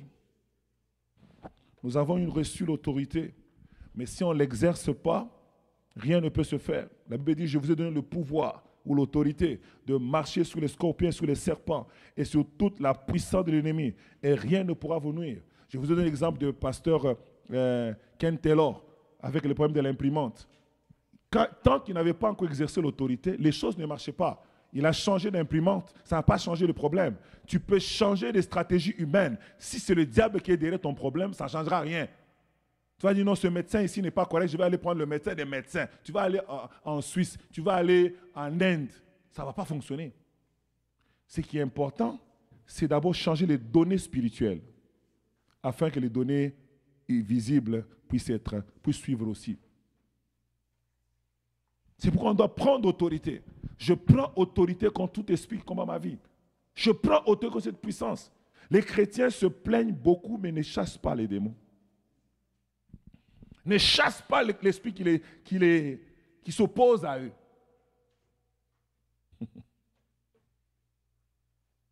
Alléluia. Combien de personnes chassent les démons chaque jour avant de dormir? Vous allez voir que nos prières avant de dormir, souvent, c'est Seigneur, merci pour la journée. Je te loue, je te bénis. Donne-moi un beau sommeil. Au nom de Jésus, Amen. Non. Nous devons chasser les diables. Tu sais qu'il y a quelque chose qui ne marche pas. Chasse. La Bible dit quoi dans Jacques 4, 7? Qu'est-ce que la Bible dit? Vous qui lisez la Bible, on y va. Oh, qui connaît ce verset? Jacques 4, 7. Soumettez-vous à Dieu Et puis quoi? Résister au diable. Mais nous aimons, on fait seulement la première partie et puis on dort. Non. Tu te soumets, c'est bon. Mais c'est ta responsabilité de faire quoi? De résister pour qu'il puisse fuir. Tu as besoin de te soumettre, très bonne chose, bon chrétien, on aime ça, que Dieu te bénisse. Mais après ça, tu dois faire la deuxième partie. Tu dois prendre autorité contre lui. Tu dois le résister. Toi qui es en train de menacer ma famille, toi qui es en train de menacer mes enfants, toi qui menaces mon travail, toi qui menaces mon mariage, je te commande au nom puissant de Jésus de quitte mon chemin, quitte ma destinée. Mais les chrétiens ne font pas ça. Vous savez, l'apôtre Paul aussi a fait ça une fois. Il est temps de partir et quelqu'un qui disait, hey, suivez ces hommes, s'ils sont des serviteurs de Dieu. La Bible dit, la femme continuait jusqu'à ce qu'il était irrité en lui. Et il a dit, esprit de Python, quitte. Là, ça s'est arrêté. Aussi longtemps que l'apôtre Paul ne prenait pas autorité, la situation perdurait. Si tu ne prends pas autorité, la situation va perdurer. Ça te dérange, mais tu ne fais rien, ça va continuer. Alléluia. Ce n'est pas que le pasteur t'impose les mains. Toi, prie. Dis à ton voisin, résistons au diable. Il dit, et il fuira loin de vous. Il ne peut fuir que si on a rempli les deux premières conditions. On se soumet, donc on vit en disciple, et puis deux, on le résiste. Là, il fuit. Il y a plusieurs chrétiens qui sont gentils avec le diable. Le diable n'est pas ton ami, il ne sera jamais ton ami. J'aimerais terminer ce soir avec savoir louer Dieu en toutes circonstances. L'un des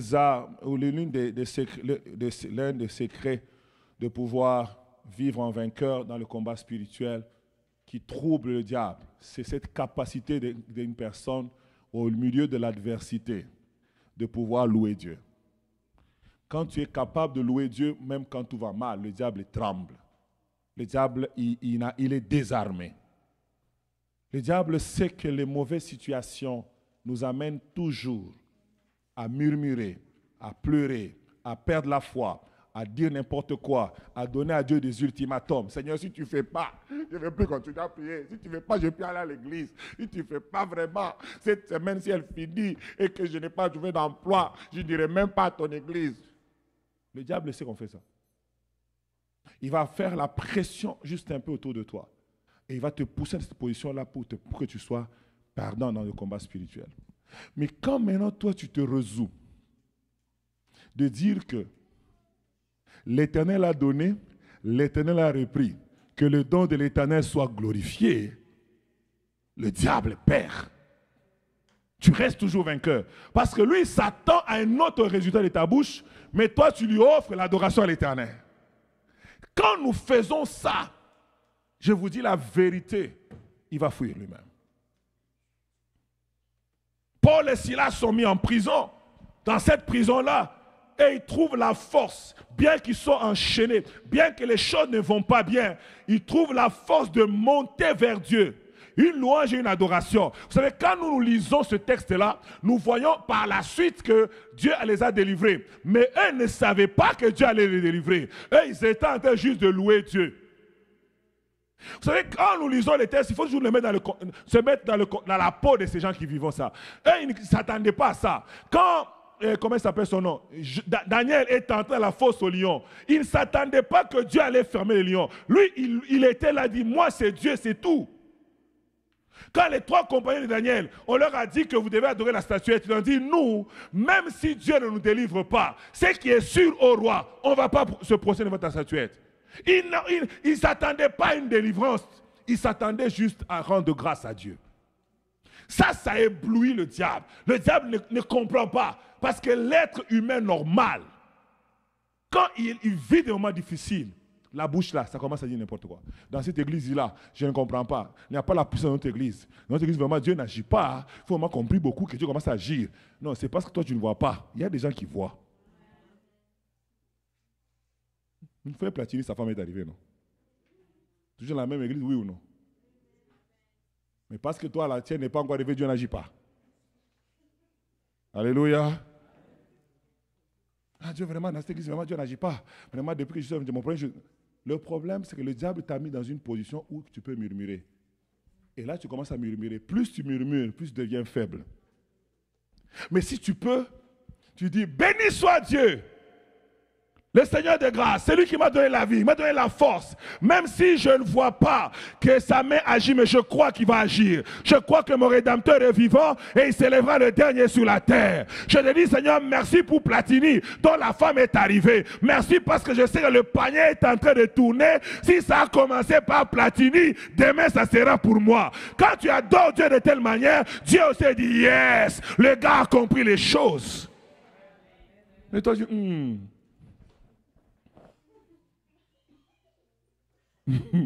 Quand tu fais ça, le diable dit, oh, je l'ai eu. La Bible dit, ne promenez pas les regards inquiets. Le diable t'a eu. Dieu a besoin que nous puissions arriver à le louer en toutes circonstances. C'est ça qui nous permet d'avoir une vie de vainqueur. Le diable ne nous aura pas parce qu'il cherche à t'attrister, mais refuse de t'attrister. Pourquoi l'apôtre Paul dit, réjouissez-vous, je le répète, réjouissez-vous dans le Seigneur. Il faut qu'on arrive. Malgré les moments difficiles, mon pasteur de Montréal disait, je vous avais donné ce témoignage, je vais le donner en terminant, qu'on lui avait donné le refus d'être au Canada. Lui et sa femme et ses 2 enfants, ils avaient déjà reçu le refus, dit, vous devez rentrer en France, on vous chasse du Canada. Mais il était prédicateur à l'église. Il spotait les dimanches son costume. Sa femme chantait à la chorale. Elle qui nous a prêché dimanche passé ici. Elle chantait à la chorale, de la même manière. Et les gens ne savaient pas. Ils avaient le sourire aux lèvres tous les jours. Ils dansaient. Ils prêchaient avec force encore. Ils prêchaient la foi à l'église. Ils prêchaient que Dieu agit à l'église. Mais chez lui, il a l'enveloppe brune qui a dit que ordre de quitter. Le jour où il devait partir, il prend sa femme, il ferme tout. Il a dit, c'est bon au pasteur de l'église que je m'en vais. Les membres n'étaient même pas au courant. Il a pris sa valise, il est parti à l'aéroport avec sa femme et ses enfants. Mais là, ils avaient déjà eu un 3e enfant. Quand ils arrivent là, l'officier d'immigration, il dit, ok, vous partez, oui. D'accord, check, papa, d'accord, maman, d'accord, premier enfant, d'accord, 2e, d'accord. Ça, c'est qui? Il dit, c'est ma fille. Il dit, non, c'est une Canadienne. Elle ne peut pas partir. Il dit, Canadienne ou non, c'est ma fille. Je ne peux pas laisser mon enfant ici tout seul parce que vous êtes Canadien. Moi, vous m'avez dit, moi, de partir. Là où je suis, là sera ma fille. Le monsieur tout dit, attendez, on ne peut pas chasser une Canadienne. Il part. Il commence à parler avec son chef. Là, ils ont parlé, puis ils ont dit, non, rentrez d'abord. On verra votre cas après. Il rentre à la maison. Il s'assoit, il enlève son costume, il continue la vie. Et puis 2 semaines plus tard, il reçoit encore une enveloppe brune. Monsieur Richard Kabongo, nous avons le plaisir de vous accorder la résidence canadienne. Nanana.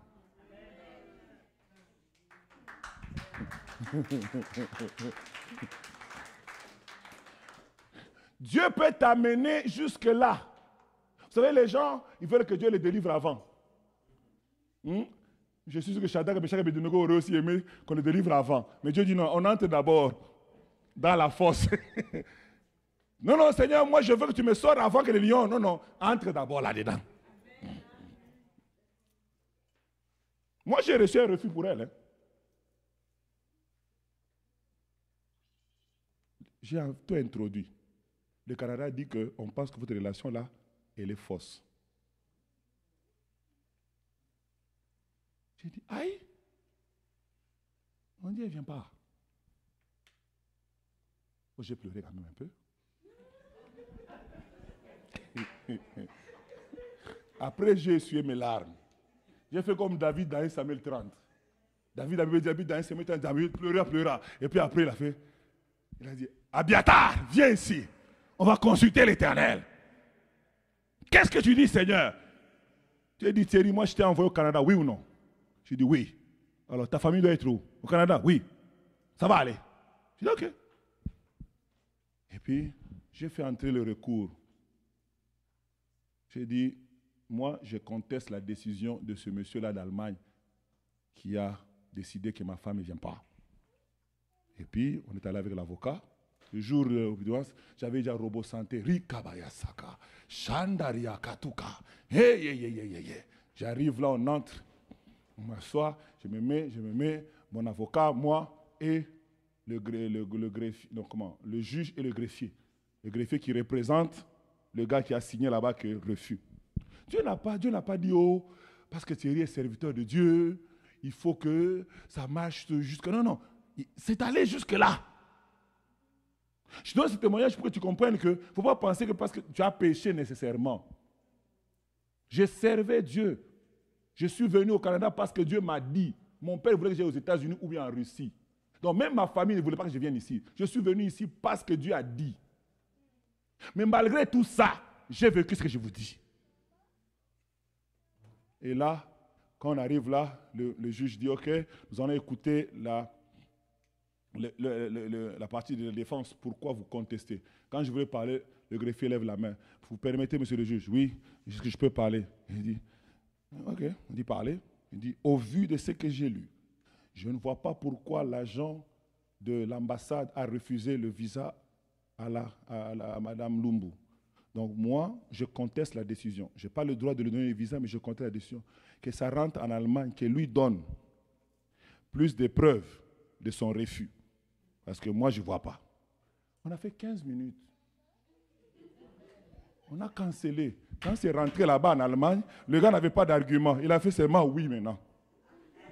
La voilà, elle est arrivée.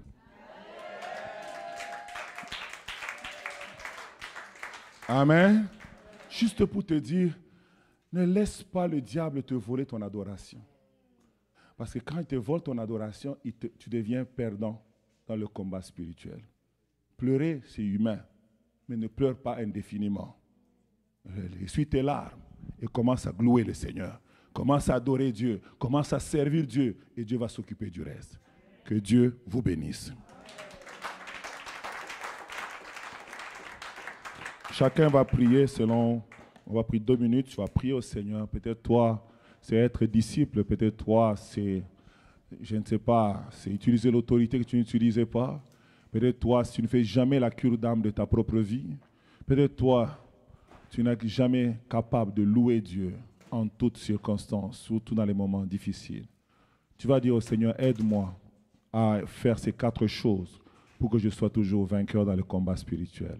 Élevons nos voix et prions le Seigneur.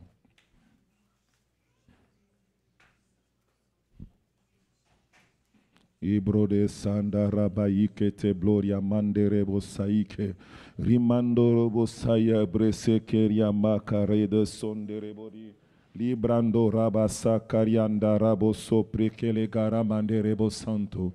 Ishkabala gere bronde kele mandara brosa karamahite. Zuma rebreda sofalia cantelorigesto mandiribi. Librada rabo sakaria mande represe kele mando robo sakaria mande rebari. Labra sokaria makate zopra kele ngando robo sefali. Mande ribro sakaria manda rakaka kabra sekele brakele mandiha. O Zavaya Brondelebo Sandalarabo Shinde.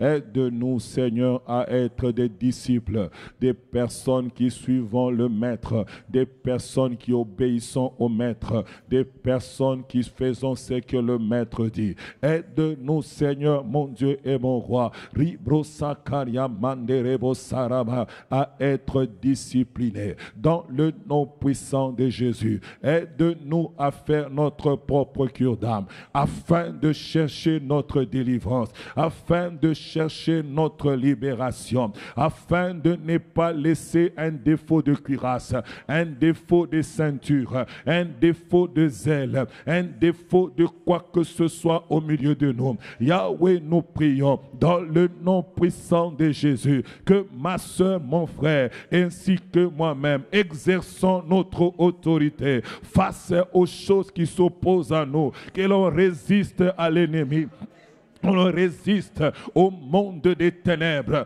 que ma sœur résiste aux puissants des ténèbres qui sont en train de nous combattre, qui sont en train de s'élever contre nous. Oui Père, je prie encore aujourd'hui, aide-moi et aide-nous dans le nom puissant de Jésus, dans le nom puissant de Jésus, dans le nom puissant de Jésus. Karabosha, Ibrako la mandere basakata. Eshike mandere bosaka, le brakunderika la masoka, ishki andoriga, mandere basoka rabaleketa. Aide-nous, Seigneur, de pouvoir t'adorer, de pouvoir te louer, de ne jamais perdre notre louange, de ne jamais perdre notre adoration, de ne jamais perdre notre célébration, de ne jamais perdre, Père, dans le nom puissant de Jésus, dans le nom puissant de Jésus, dans le nom puissant de Jésus,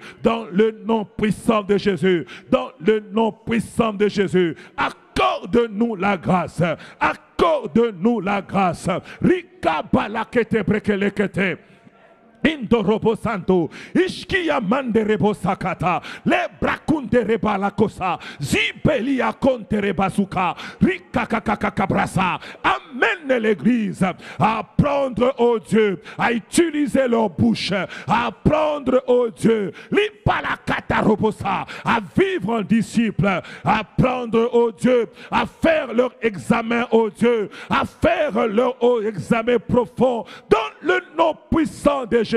Je prie pour les familles, je prie pour les maisons, je prie que ma soeur puisse faire sa propre cure d'âme, puisse chercher sa propre délivrance dans le nom puissant de Jésus, dans le nom puissant de Jésus. Maragira, les brakele ketasukata, ke baraku de giamakuta, li penendo robosakata, ishkunde rebalia, ripapabo sokudibikete, li mando robosanto. Fais le Saint-Esprit, fais le Saint-Esprit. Mando robosaike rebosikata.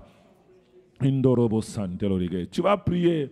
S'il y a une chose qui domine ta vie, la Bible dit tout homme est esclave de ce qui a triomphé de lui. Tu vas faire l'auto-délivrance. Que Dieu te délivre de la chose que tu sens qu'il y a pris. Ça peut être la paresse, ça peut être la lourdeur, ça peut être un péché X ou Y. J'aimerais que tu chasses cela. Une habitude qui commence à s'installer, la léthargie, la colère. Tu vas commencer à chasser parce que ces choses t'affaiblissent, mon frère, ma soeur. Tu vas commencer à chasser la lourdeur, le manque de zèle. Tu n'as plus envie de servir. Tu sens que tu es devenu lourd. Tu n'as plus les ailes que tu avais avant. Commence à chasser ce qui t'affaiblit. Au nom puissant de Jésus. Vas-y. Je prie pour l'autodélivrance. Yahweh, délivre mon frère, délivre ma soeur, délivre ma vie. La Bible déclare, vous Rebosa, Galate dépourvu de sens, vous qui avez commencé par l'esprit, comment voulez-vous terminer par la chair? Qui vous apprend que les bossa? Cette influence ne vient pas de celui qui vous a appelé, qui vous pousse à désobéir à la volonté de Dieu. Cette influence ne vient pas de Dieu. Il y a l'influence que l'ennemi a envoyée sur ma vie, sur la vie de mon frère, sur la vie de ma soeur, pour nous pousser, oh Dieu, à désobéir à la volonté de Dieu, pour nous pousser, Seigneur, à ne pas écouter l'esprit, pour nous pousser, Seigneur, à marcher en ennemi de la croix. Que cela tombe au nom de Jésus. Je prie que ma soeur soit libérée. Je prie que mon frère soit libéré. Je prie que l'église soit libérée. Dans le nom de Jésus. Dans le nom de Jésus. Dans le nom de Jésus. Dans le nom de Jésus. Dans le nom de Jésus. Rikabala kerebakata. Isope le guidaba santo, ishka manderebosa, le braka la brakele kete brekele kata, rebala ke brekele kete bre, remanda rabosa kita, shuribiribiria, le brakondareba sakita, o rokotopokota. Délivre-nous du péché qui nous obsède, délivre-nous des habitudes qui nous éloignent de Dieu, délivre-nous, Seigneur, de ces mauvais caractères, ces mauvaises habitudes qu'on confie fait tous les jours, qu'on n'arrive pas à arrêter, qu'on n'arrive pas à abandonner. Délivre-nous, Père. Délivre-nous, Père, des mauvais langages, des mauvaises pensées, des mauvaises attitudes. Délivre-nous, Père, des intentions méchantes. Au nom puissant de Jésus. Au nom puissant de Jésus. Au nom puissant de Jésus.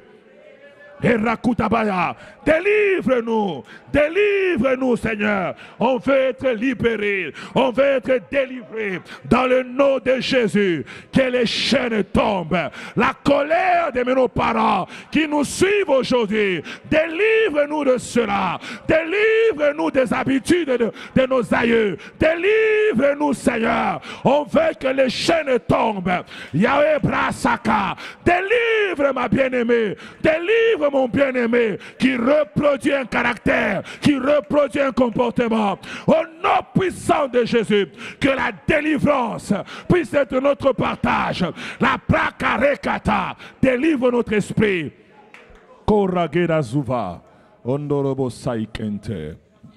La Bible dit, soumettez-vous à Dieu, résistez au diable et il fuira loin de vous. J'aimerais que tu résistes toutes choses que l'ennemi fait contre toi. Tu sens que les finances ont un problème, résiste les démons qui combattent tes finances.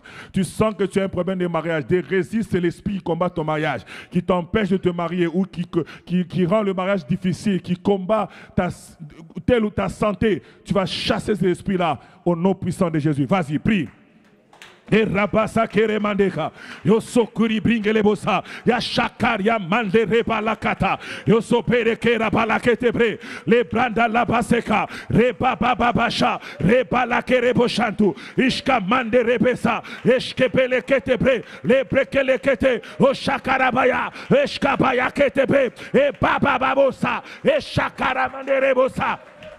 Père, je résiste à l'esprit des ténèbres qui s'élève contre ma vie, qui s'oppose contre mon ministère, qui s'oppose contre ma destinée. Yahweh, je commande à ces puissances de libérer mon chemin, de libérer ma destinée, de libérer mon avancement, de libérer ma croissance, de libérer ma vie chrétienne, de libérer mes finances, de libérer mon ministère, de libérer mes dons. Au nom puissant de Jésus, toute attaque de l'ennemi pour me bloquer, pour m'empêcher de vivre la gloire de Dieu, de voir la faveur de Dieu. Je condamne cela, je paralyse cela. Maintenant, je résiste à l'ennemi, je résiste aux puissants des ténèbres qui se tiennent sur mon chemin, sur le chemin de mon épouse, sur le chemin de mes enfants. Daniel, Samuel, Marie-Jo et Emmanuel, au nom puissant de Jésus. Et Rabasha, Manderebo Sakata, Shakakakaka. Je paralyse, je paralyse, je paralyse, je paralyse l'œuvre des ténèbres dans le nom de Jésus, dans le nom de Jésus. Je libère la santé de ma soeur qui est combattue. Je libère la maternité de ma soeur qui est combattue. Je libère le mariage, je libère la santé, je libère le travail, je libère la destinée de cet homme, la destinée de cette femme. Je paralyse les faux des ténèbres qui se tiennent sur le chemin de la destinée de cet homme, sur le chemin de la destinée de cette femme. Vous qui retardez les dossiers d'immigration, sortez au nom de Jésus, lâchez au nom de Jésus, Parabocha. Erabaya, Osebelegeya, Osebelegeya, Osebelegeya, Osebelegeya, Sharabaraboshe, Mama Mamabosa, vous qui combattez les études, vous qui combattez le travail, sortez, sortez, sortez, sortez, sortez, sortez, sortez, esprit des morts, esprit d'accident, sors, sors, sors, sors, sors, sors, sors, sors, sors, sors maintenant. Sors de ma maison, sors de mon ministère, sors de mon travail. Et Rabosha, Mama Mabosa, sors, sors, sors, sors, sors, sors, sors, sors. Iabrosa Kerebeketa, Mandereboshia. Je résiste à l'ennemi, je résiste aux puissants des ténèbres, je résiste aux esprits des familles, je résiste aux principautés, aux dominations qui citent mon nom, qui font des incantations contre mon nom. Je résiste à ces puissances. Dans le nom de Jésus, je résiste à tes forces. Au nom puissant de Jésus, au nom puissant de Jésus, au nom puissant de Jésus, je libère ma maison, je libère ma famille, je libère nos vies. Dans le nom puissant de Jésus. Karaboshaka, Magozivelia, Korobo Santorige. J'aimerais que tu puisses commencer à élever Dieu avant qu'on termine. Commence à l'élever. Dieu, Seigneur, je crois dans ta puissance. Je sais que mon Rédempteur est vivant. Il se révèle le dernier. Tu regardes ta situation et tu élèves Dieu. Tu commences à le magnifier. Tu commences à lui dire, Seigneur, merci parce que tu me fais confiance. Merci parce que tu m'aimes. Commence à l'adorer. Commence à le magnifier. Rends-lui gloire. Rends-lui honneur. Rends-lui louange. Rends-lui élévation, rends-lui adoration. Dis-lui combien tu l'aimes. Dis-lui qu'aucun homme, aucune situation, aucun événement ne peut te détacher de lui. Aucune situation ne peut t'éloigner de lui. Dis-lui combien, malgré les moments difficiles, tu le serviras. Combien, malgré les situations compliquées, tu seras toujours à l'Éternel. Marabosa, rebalakata brosekeya manderebo santo, ishkamaya brokeleba. Je lève le Dieu de mon salut. Je lève le Seigneur des armées, le Dieu qui m'aime, le Dieu qui me soutient, le Dieu qui me fortifie, le Dieu qui essuie mes larmes. Laisse-moi t'élever, laisse-moi t'adorer. Laisse-moi te magnifier. Laisse-moi rendre gloire et grâce à toi. Eko shakarabaya kente. Indorobo santo. Minge brekele kete. Riba la karabo santo. Izope la karamaia. Repa la gera se pekete. Indorobo santo. Eshkabaya, Eshkabaya, Lebrakaya Baraketa, Romaïa Soubrila, Yahweh je t'honore, Yahweh je te magnifie, tu es Dieu, ma condition ne change pas, Yahweh ta nature de Dieu, tu es Dieu d'éternité en éternité, que j'ai, que je n'ai pas, tu restes Dieu, que je possède, que je ne possède pas, tu es Dieu, Yahweh mon âme te magnifie, Yahweh je te célèbre, parce que tu es fidèle, parce que tu es glorieux, parce que tu es magnifique. Oh Dieu, ma vie est faite pour te louer, ma vie est faite pour te célébrer, ma condition est faite pour te rendre gloire. Yahweh, je te bénis, Yahweh, je te célèbre, Yahweh, je te magnifie, car tu es digne de recevoir l'honneur, la puissance, l'élévation et la gloire. Merci Seigneur, merci Adonai, merci le précieux roi. Je te loue et je te bénis. Koramasai. Père, je fais ce que tu m'as ordonné. Je prie que le Saint-Esprit apporte ce message dans chaque vie, dans chaque famille. Que ça reste dans les murs de cette église, afin que nous puissions vivre en vainqueur.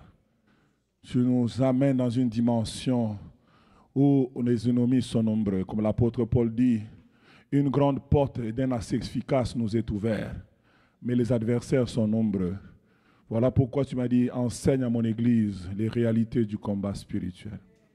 Seigneur, je crois que même au milieu de nos ennemis, nous serons vainqueurs. Seigneur, je crois que même entouré de tes adversaires, nous allons avancer, Père. Merci parce que tu le fais. Merci parce que tu l'accomplis. Je bénis, oh Dieu, ce culte. Je bénis ceux qui ont servi aujourd'hui. Je prie pour les offrandes qui seront données tout à l'heure. Que la grâce et la grâce de Dieu soient sur chaque personne qui va donner. Et souviens-toi de ceux qui ont la volonté, mais non la capacité, afin que prochainement, ils soient capables de le faire. Nous te bénissons et nous t'honorons au nom de Jésus-Christ. Amen.